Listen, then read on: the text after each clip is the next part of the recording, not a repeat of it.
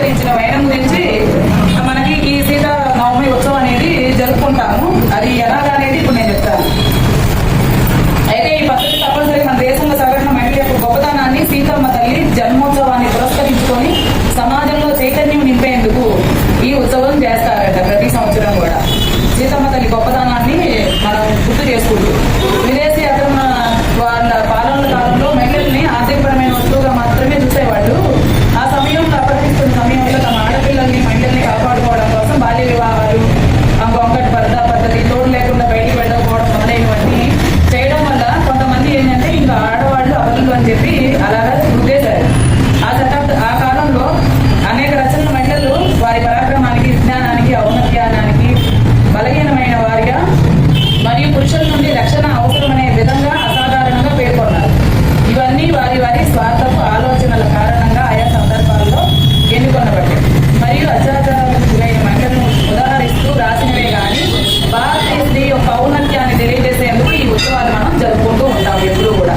అంటే ఆ కాలంలో స్త్రీ ఔన్నత్యం చాలా గొప్పది. మనకి ఈ రోజుల్లో ఈ కలియుగం వచ్చేసరికి మిగతా వాళ్ళందరూ భార్య నుండి రక్షించుకోవడానికి మహిళలకు ఒక తోడు కావాలని చెప్పారే తప్ప, అంటే వలస బయట నుంచి ఎవరైతే మన మీదకి ఆక్రమణదారులు వచ్చారో బ్రిటిష్ వాళ్ళు కానీ మొదలు కానీ అప్పటి నుంచి మనం మహిళల్ని కాపాడుకునే ఉద్దేశంతో బాల్య వివాహాలు, ఒక తోడు, ఎప్పటికప్పుడు చిన్నప్పుడైతే తల్లి సంరక్షణ, పెద్దయ్యాకైతే భర్త సంరక్షణ, తర్వాత పిల్లల సంరక్షణ అని ఆడవాళ్ళకి అలా పెట్టారే తప్ప మామూలుగా అయితే ఆడవాళ్ళు ఆదిపరాశక్తులు అని చెప్పి ఉద్దేశం అనమాట ఇది పురస్కరించుకొని చేయడంలో.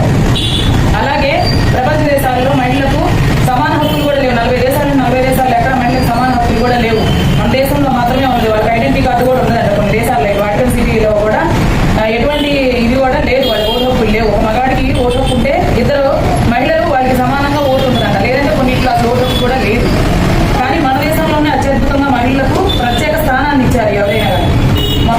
మొఘల్ చక్రవర్తి అక్బర్ గొప్పతనాన్ని మన పుస్తకాల్లో రాశారు కానీ ఎప్పుడైనా చరిత్ర అని చెప్పి రాసుకున్నాం కానీ ఆ మొఘల్ చక్రవర్తిని అక్బర్ని ఓడించిన వీరవనిత గోండ్వానా పాలికురాలు రాణి దుర్గావతి తాను పాలించిన 16 సంవత్సరాల కాలంలో 3 సార్లు ఓడించి తరిమి కొట్టిన విషయం మనకెవరికి తెలియదు. ఇది పాఠ్య పుస్తకాలలో కూడా లేదు. అంటే చరిత్రని వక్రీకరించి హిందువుల్ని, హిందూ ధర్మానికి దూరం చేసే ప్రయత్నం అనమాట. ప్రతిదీ కూడా ఇన్నాళ్ళ నుంచి మనకి ఈ విషయాలన్నీ తెలియజేసే వాళ్ళు కూడా లేరు. లేకపోబట్టి హిందువులు ప్రతి చోట మౌనంగా ఉన్నారనమాట.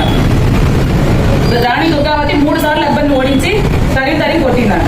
ప్రాచీన కాలం నుండి భారతదేశంలో మహిళలు చదువుకోవడం నిషేధమని అబద్ధ ప్రచారాలు చేస్తూ వేదాలను రాసింది ఋషుల బృందం. అనేక మంది మహిళలు ఉన్నారు. వేదాలు కూడా మహిళలకి సంబంధం లేదని మహిళల దగ్గర రానివ్వరు. కానీ వేదాలు రాసిన ఋషికలు కూడా ఉన్నారంట.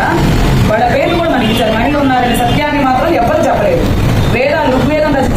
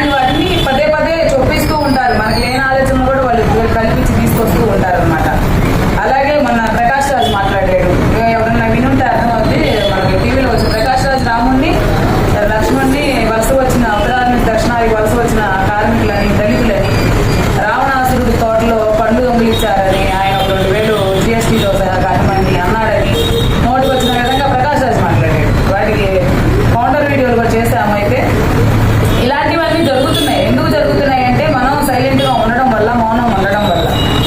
ఇలా రెచ్చగొట్టి ప్రతి దాంట్లోనూ ఇలా సినిమాలు, సీరియల్స్, సోషల్ మీడియాలో, సాహిత్యాల్లో అన్నింటిలో రెచ్చగొట్టే విధంగా ఉన్నాయి ఈ రోజు. వీటినన్నింటినీ మనం ఎదుర్కోవాలి అంటే మన ధర్మాన్ని మనం దూరం చేసుకోకూడదు. ఇవాళ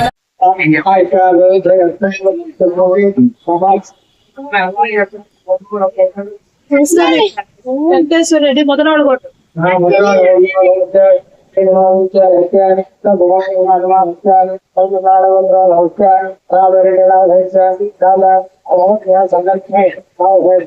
సందర్భంగా